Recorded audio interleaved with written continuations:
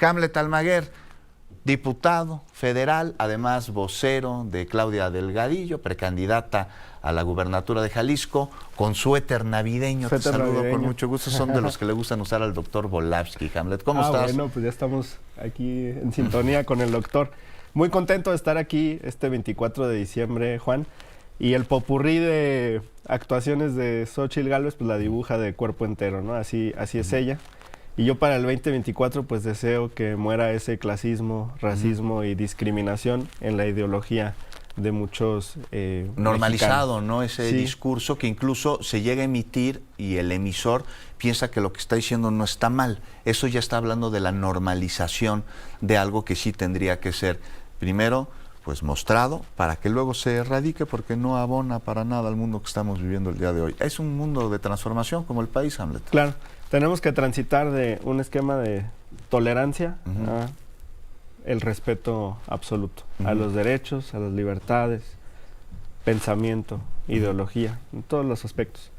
Porque lamentablemente esta barrera frágil se rompe con mucha facilidad. O sea, a quien tiene una posición de privilegio se le hace sencillo estigmatizar, discriminar, violentar con el discurso a otras personas.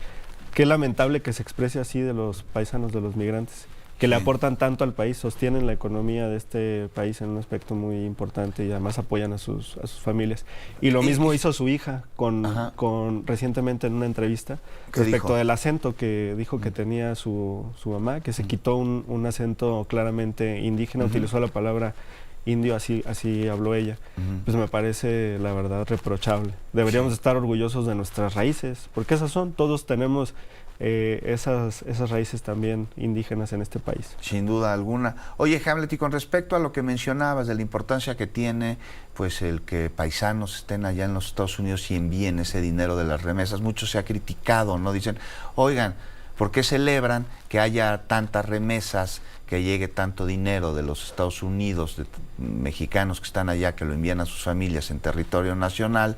Si esto pues podría implicar que no existen condiciones para que haya desarrollo en el país, en el sentido de que la gente se va a otro lugar a trabajar. ¿Tú qué opinas de esos comentarios? Me parece importante aclararlo, Sí, ¿no? que son complementarias. La población en nuestro país está atendida y son de los logros de este 2023 que estamos cerrando. 12 millones de adultos mayores reciben su pensión, que por cierto a partir de enero del 2024 va a llegar a 6,000 pesos bimestrales. Otros 12 millones de estudiantes reciben becas en nuestro país.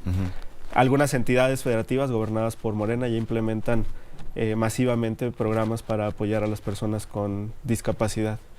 Entre programas sociales, el crecimiento del salario mínimo que está llegando a 250 pesos para el siguiente año, las transferencias de las remesas, los apoyos gubernamentales en exenciones de impuestos y demás a la base trabajadora, pues llegamos a un esquema de bienestar para la población. Y eso es algo que no existía con anterioridad. Las remesas eran el único ingreso de las familias. Hay estudios que señalan que todo esto se complementa y es lo que ha sacado a 5 millones de mexicanos de la pobreza. No es un factor, son todos. Y damos a conocer hace rato números económicos que colocan a nuestro país como una economía pues fuerte en el mundo. ¿Qué número ocupa ahora el 12? La 12ª. Así es. Nos hicieron una llamada telefónica, no, nos escribieron en Twitter o en X, como lo quieras llamar, ya es que ya se llama así, diciendo que por qué se presume eso si antes éramos la 9. Éramos la 9, Hamlet, yo no lo sabía. ¿En qué datos? No te pregunto, porque éramos la economía número 9 del país en el sexenio anterior. En su imaginario, estábamos en la 15, 16 y además el poder adquisitivo estaba muy bajo. O sea, el salario mínimo, ¿no? ¿Por qué hubo tanta resistencia a aumentarlo? Se hablaba de que se iba a disparar la inflación. ¿Sucedió con el aumento que se ha dado histórico del salario mínimo en la actual gestión? ¿Qué pasa con la inflación? Fíjate que a nivel mundial se está discutiendo el fenómeno de la inflación. Afecta a todos los países, salvo algunos asiáticos que la mantienen bajo control. Pero en México el incremento al salario mínimo ha sido superior a la inflación. Por ejemplo, tenemos una inflación que va a cerrar el año en 4.5, 5%, pero el incremento del salario mínimo para el 2024 de arranque es del 20%, entonces 15 puntos superiores. De esa manera, pues sí incrementan los precios, pero el salario ha ido a una velocidad mayor.